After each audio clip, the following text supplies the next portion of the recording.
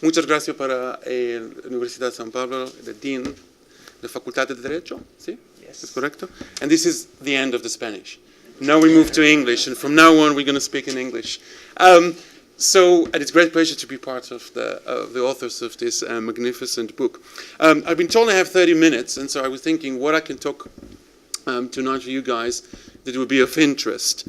And I thought I'll take you to a short journey. So the idea is that we'll spend the next 29 minutes or so taking you into a new development in the UK, corporate governance, which is the UK Stewardship Code. I don't know how many of you have heard of it, but I want to explain a little bit about this. It's an untold story, and I'm going to take you on a road trip, but as the title suggests, it's on a road to nowhere, I'm afraid. So this is what I'm going to suggest to you tonight. So after a very short background about the UK Stewardship Code, why was it introduced, when was it introduced, and so on, I'll explain why and what went wrong, and hopefully we'll try to figure out together how to fix it. I will argue three things tonight, specifically. First thing, in relation to this code, that the idea was that the depth and rigor was sacrificed for speediness and the need to find and produce quick fix, because this is a response to the financial crisis, and I think not an adequate response. The second argument is what is good in this code is very trivial, and in fact, in part, has taken a step backward, and it's actually quite worrying. But the ugly truth, and that's the third argument, which I'll spend most of the time, is that by the creation of this code, we're actually detracting from the real discussion that we need to have after the financial crisis, which relation to institutional shareholders, as I will explain in a second. So you may wonder, why do I put, I don't know if you heard about the band Talking Heads, The Road to Nowhere. When I started, I know I grew up and I heard a lot of their songs in the 80s, so it does say a little bit about my age, but let's leave it aside. And so when I started working on this paper for the last 2 years, I was kind of all the time reminded by the words of this song, because it's about, the lyric says, we're on the road to nowhere, come on inside, taking that ride to nowhere, we'll take that ride. Maybe you wonder where you are, I don't care. Take you there, take you there. And what I want to show you is that the FRC, the Financial Reporting Council in the UK, when it was introducing this code, actually selling it to the world and to the UK as a very successful success story and a successful tool. But in fact, we don't actually know, it hasn't been proven yet to be such a big success. And so this is why I want to ask for a little bit more cautious. So bear that in mind, and let's start with a little bit of background. That's our road trip car. And let's start our journey with the Walkie Report. I don't know how many of you have heard about the Walkie Report, but one of the first responses for the UK government after the financial crisis was to appoint Sir George Walker to look into, as you can see the title, that's the title of his review of corporate governance in the UK banks and financial institutions. One of the recommendations, or one of the points that he was making in this report, and by no means that's the central one, focus on institutional shareholders. And this is the quote here. He says, while institutional investors could not have prevented the crisis, with hindsight, it seems clear that the board and director shortcomings would have been tackled more effectively have there been more vigorous scrutiny and engagement by major investors acting as owners. That's the charge. Hey, institutional investors, where have you been during the financial crisis? You have duties, you have responsibilities, and you didn't actually respond to these duties. And he was talking about engagement. And so the question is, what does he mean by engagement? What does he mean by that they didn't do their job? Sorry, it has to go back. Oops. Yeah.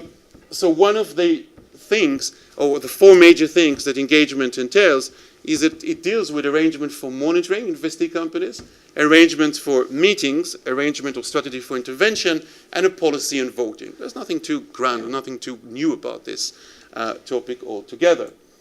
But let me tell you another story that was happening in the background to this Walkie Report. At the same time, or one of the things that sort of came out from the financial crisis is that regulators, commentators, the financial press, if you lived in the UK at the time, you wouldn't wake up in the morning, every morning you woke up and you saw a new charge against institutional shareholders. And the claim was at the top of the slide. Why haven't they exercised more control over the banks they owned? Why didn't they stop it from happening? Lord Minus, the then Financial Service Secretary to the Treasury, called them absentee landlords or ownerless corporation. They said, you are the landlords, you should have done something about it. And there's a quote here which I really like from the chairman of the National Association of Pension Funds, which kind of capture the mood of the moment in the UK at the time, when he was saying that before the financial crisis, I was telling everybody around the world that the UK corporate governance is the best in the world. But then after what have happened with the collapse of the banks and major banks, he said, I've gone back to the bunker. I can't defend what has failed so badly. And so that's part of the story that I want to explain here. And the untold story is that, I don't know how many of you, but when I grew up, I played basketball. Slightly to do with my height. And so my coach always told me that if you're under attack, the best thing, the best tactic, the best strategy is to, if you're all the time being defending yourself, it's go and attack. That's the best thing you should do. And that's exactly what institutional shareholder has done in response to these charges. What they've done is, and just bear with me with a little bit of technicalities here, and maybe the best thing to do is actually move to the next slide, is that gives you some kind of timeline. There was a statement on responsibilities of institutional shareholders. That's the one on the top of the table, which is in yellow. And that had 7 principles in relation to how institutional shareholders engage with companies. And when the financial crisis started and where it was evolving and the charges came through, one of the changes, one of the ideas was that the members of the institutional investors telling the people who was running this committee, say, hey, change these principles into a code. Just, we already have something, let's change it into a code. At the same time, when George Walker was doing his report about finding solutions to the problem, he published this and he talked to this institutional shareholders committee. And guess what he came up with? He said, hey, we already got something. We already got a principles of institutional investors that was already something for 2002, then changed into 2009. Why don't we use this? Not only this, let's do an exercise in branding. Let's market it. Let's just call it something else. Let's call it the UK Stewardship Code. And in fact, and this is if you see the timeline, the Walker Review, November 2009, the same month, the Code of the Institutional Investors, and then a few months later, consultation started, and then the Code published. In fact, what we had is something we had been having, or the institutional shareholders have been using for many years, has been sold to the public, and indeed to everyone else as something new. In fact, there was nothing new about it. And so I'm talking all the time about the UK Stewardship Code, and here it is in front of you in all its glory. It's got 7 principles, and I don't know how much you can read in the back generally, but you will excuse me if I just read one or two of these, because it's sort of, when you read them, there's kind of obviousness about this certain sort of institutional investors' duties. So principle 3, for example, said that institutional investors should monitor their investee companies. Oh, really? They shouldn't have coffee with them. They shouldn't play football. They shouldn't watch Real Madrid. What they do is they should monitor their investee companies. And friend, all of these 7 principles existed before that. They've just been called a UK Stewardship Code. And it's supposed to be applied on a comply or explain basis, which is what the the major UK Corporate Governance Code already is enforced. And the idea is, the intention was that the major fund managers or asset managers would assess whether or not those institutional investors who have complied with the code, whether or not they should actually go with them and invest with them. So this is the beginning of the story. In 2010, I was asked, 4 months after the publication of this code, there was a conference in Cambridge, what do you think about that? I said, well, I don't know, it's something new, but I don't think it's going to make a big difference, actually. I don't think that something that you had before in 7 principles that doesn't ask institutional investors to do much can change the way things are done in the UK. And one of the things that I've highlighted, it actually doesn't address, this is number 4, doesn't actually address the hidden truth of the share ownership changes in the UK. The UK Stewardship Code talks about institutional investors, but in fact, if you just look at the next slide, over the years there's been a huge shift and change in the size of foreign investors in the UK. This is up to 2008. It shows that around 43% of shares are held in the UK by foreign investors. In 2012 and 13, it was 53%. So half of or more than half of the shareholders are not shareholders that even have, or that they are foreign shareholders, are not shareholders, institutional shareholders in the UK. In fact, the size of institutional shareholders, that's the one in the light blue, has shrank over the years, and it's not as significant as it was. There were other problems in relation to the Stewardship Code, but I'll discuss it later. So these were my 3 arguments, and now I want to take each one of these arguments in the next 10 minutes, and then we'll conclude. So the first point is, great, you've created Stewardship Code, or recreated, or reproduced. They never lied, by the way. They always said we're reproducing something that we had before. We're just calling it something different. But then you really rushed. It was too quick. In fact, you are presenting a UK Stewardship Code to the world. By the way, it's the first in the world, and since then there have been other attempts to either follow the UK or copy the UK, whatever you want to call it. But in fact, you never actually defined what stewardship is all about. And that was my first criticism at the time. And the body who is in charge of the Stewardship Code, the Financial Reporting Council, acknowledged it. And when they amended the second version of the code, they said, actually, there is some confusion in the UK market as to what stewardship means. Of course, because you never told them what it means.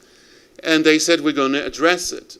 But when the second version of the code was published, this is what they had. Stewardship aims to promote long-term success of companies in such a way that the ultimate providers of capital also prosper. There's a little bit of problem here because you try to explain what stewardship is by using the word stewardship all the time. In fact, it's not a definition. If they wanted to define something, I suggested in 2010 a few other definitions that existed. In fact, even the Green Paper, the EU Corporate Governance Framework actually talked about what stewardship is all about. It's about shareholder engagement, it's about monitoring companies, engaging in dialogue with companies, using shareholder rights, voting, cooperation with shareholders, and so on and so forth. So we have a stewardship code in the UK, but it doesn't really define what stewardship is all about. And that's one major problem that exists in the code. In fact, it's such a major problem that, if I just go back one slide, is that if you can't explain what stewardship is, how do you expect institutional shareholders who are supposed to be adhering to this code to actually understand that it applies to them, and in what way? And that's part of the problem with this code. So that's the first problem. Then, the second argument is that many things in the code, as I mentioned, are trivial, in part is taking a step backward and worrying. I already talked about the trivial, about monitoring, but actually, when I looked more closely at the code, compared the code to the previous institutional shareholders code, actually, I realized it actually went back in terms of what it asks institutional shareholders to do. So just one example, Principle 2 talk about a robust policy on managing conflict of interest. In fact, the institutional shareholder code, the one that existed before the code, asked them to have a clear, what they call it, a policy addressing what they would do in conflict of interest, and they should be minimized or dealt with, which is actually much stronger and has much more teeth. So my point is that not only you copied something and ask less than you asked before, which is, again, something quite problematic.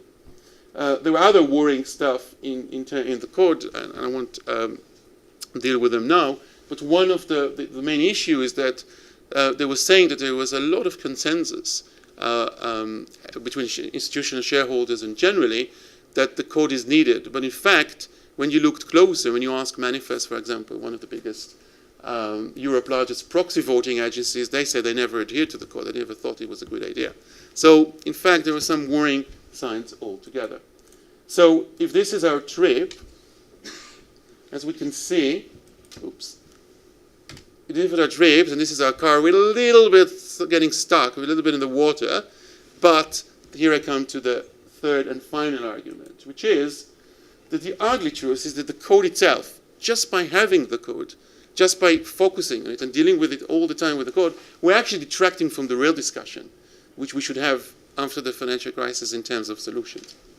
And the first point is that the code accepts or takes into consideration or gives institutional shareholders or the idea that they are part of the solution. They give them duties. They should engage, you should monitor, you should have conflict of interest. But hey, before the financial crisis, they were actually part of the problem, not part of the solution. And as my colleague Brian Cheffins, and this is the quote here, suggested, they were arguably part of the problem rather than the solution, as they were relaxed about banks using high leverage to pursue high returns. In other words, what has changed? What is the evidence that if you give them those duties, they're going to do something about that? Where is the evidence they're going to work this? Is it because you have this code that suddenly they will change the way they work? Not really. So that's the first problem with this code. The second problem is that there's no serious attempt in the code to engage foreign investors. As I mentioned, this is another slide that shows that foreign investors are now the largest holders of shares in the UK. There is no attempt in terms of giving them incentives to actually being part of the solution. And this is a major problem, and the FRC now acknowledges it. The third part is that the FRC, when it introduced the code, said all the time, you know what? This is a starting point. We are just making a start. This is a good start, the code. And we know it's a beginning, and we know it will take time, but just, like the song, like the words, just give it time to work it out. The problem is that the principles and practices are being embedded instead of being discussed and carefully tested before we actually put them. And it has been such a disappointment in practice, as I'm going to show in a second, that perhaps it's a lost opportunity to actually talk about what engagement and what stewardship should be all about. Part of the problem in terms of how the UK market is sort of characterized is the fact that it's increasingly fragmented, which reduces the incentive for stewardship. So there was John Kay, economist, who published a report in 2012 which acknowledged that problem and actually said, why do you expect institutional shareholders to do it? Because they don't really have the incentives, and even if they have the incentives, it doesn't pay off in that sort of sense. There is the greater problem, which is stewardship is not in the makeup. It is not what institutional shareholders have traditionally done, and they're not ready to do it, and I'll come back to that later. And the most disappointing part is that every time and every place I go, everybody's telling me that the stewardship code has been a big success. Why is it a big success? Because the FRC is telling the numbers, how many signatures have been to this code. They're selling this story that, in the beginning we had 100, now we have, I can tell you as of yesterday, we have almost 300 signatures to the code, the biggest players in the UK, and so on and so forth. It's all great. It's all big numbers. But if you comply with the code, it doesn't actually mean that you change any of your practices.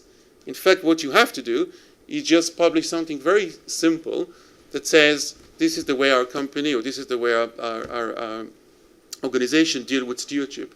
This is principle one, this is what we do about it. But actually, practice suggests, and indeed the FRC are now trying to suggest, that the impact of the code and the engagement is very, very minimal. All the indications that I've seen in all the recent reports, and I've looked into the last 4 years, has been such that since the stewardship code was introduced in 2010, so we're now 4 years after the first, or actually a little bit more than 4 years, after the introduction of the code, that companies and engagement is not taken seriously. If there is an engagement, it's usually about remuneration, which has traditionally been the case, so nothing has changed in relation to that. And indeed, when you would expect institutional shareholders to take it seriously or get engaged, they always find other reasons or other incentives not to actually participate in the dialogue. In fact, so much so that the last report of the FRC that look in the stewardship code suggests they call it an engagement deficit. The whole idea that was they will be engaged. Now they're acknowledging that they're not doing their work, and they call it engagement deficit. So in fact, and I won't bore you with all the details here, but there's some examples here. From the own reports conducted by the Financial Reporting Council, the same body that publishes this code, that acknowledges that there is a real problem here. There's a real problem So if somebody complies with something, it doesn't actually mean that they're doing something about it or changing how it works in practice. And so, as we can see, we're a little bit stuck on the road. We're a little bit stuck in the way that we approach this. And the question is, how can we go back to the main road? And so I've got another 7 or 8 minutes, and I'll spend those 6 or 7 minutes talking about this. And so, in relation to what can we do to fix it or change it, well, like many things, the answer is not very simple. The answer suggests that the FRC and the industry, and indeed us, everyone involved in this dialogue, should do something different. And so the first slide talks about the focus of the FRC, the Financial Reporting Council, the body that actually deals with this code. The first thing is get your priorities right. Start talking about the real issues. For 4 years and a half or a little bit more, when we have this code, it's time that you define what stewardship is. You should also tackle, that's the second point, the issue of foreign investors. You should find ways to get them engaged, because if you want them to be engaged, you should provide them incentives. And I have a paper coming out, and I talk about these issues in this paper. You should also identify, or also be more realistic of who you should expect to be engaged. And this is one of the fundamental, I think, mistakes that the FRC and the UK is making, is that they're talking about institutional investors as if they were one. There are so many different institutional investors, each one with different incentives, strategies, and indeed short-term and long-term plans. And I think the EU suggested in the Green Paper in 2011 that you shouldn't engage everyone. You should engage only those that you think are going to actually be interested. And I think that's part of the things that should change in relation to that. There are also other things that the FRC can do, such as actually try to talk about criteria and metrics in terms of that we'll be able to see whether or not any meaningful change has occurred in practice and what steps need to be done in relation to that. The second solution is to focus, of course, on the investment management industry itself. And this is much harder.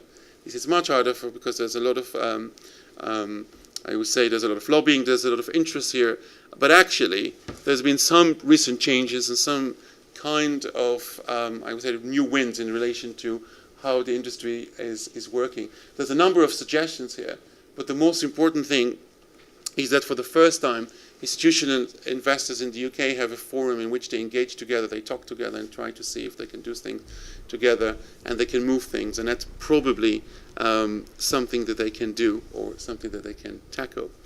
The other thing is to, within the industry itself, that they need to kind of understand that unless, like many things, the answer doesn't lie in the code itself. So if you want to do change, if you want to make changes to the Stewardship Code, actually a lot of it deals with the industry itself, and this is what I meant when I said this is much harder than that it looks. In fact, this is probably why it's been easy in a sense to accept and adopt this code in the UK, because it actually doesn't ask institutional investors to do much. If you ask them when you interview them, or if you read reports, or if you ask them in terms of did you have to change anything after the Stewardship Code was introduced, many of them said not really. It works in line with what we've done before. So actually it suggests that the point is that it's not changing behavior, it's not changing attitudes. And then the last point in relation to institutional investors, there's a long chain now, and there's a different sort of way in which we engage and invest in financial markets. Long gone the days when you invested directly in a company. Usually there's now intermediaries and layers and layers of people in between. The change would only come if those at the top, the clients, namely ourselves or pension fund managers and so on, would demand this change. And unless they would demand it, I can't see any material change coming into fruition. And so if there's one lesson that I would say in terms of the UK Stewardship Code that I would argue for, is that it's an exercise, an interesting exercise of finding quick solutions to a big problem, but not actually going deep, not actually dealing with the problem itself. And so if there's a lesson for Spain, if there's a lesson for the EU, because I know there was discussion in the EU about having an EU Stewardship Code, thank God I heard it's not going ahead, that perhaps it's not always, or things not always look as they seem. And in fact, just slow down, and before anyone else copies the stewardship code, actually ask for evidence, ask to see whether or not it delivers on what it's supposed to be doing. And so, if I had to finish, I'll finish where I started with, and I'm okay with time. If I want to finish, I go back to the same song by talking ads, because it actually talks about what we've been seeing here, which is we all know what we're going, but we don't know where we've been. We know what we're knowing, but we can't say what we've seen. The future is certain, just give us time to work it out. Thank you very much for your attention.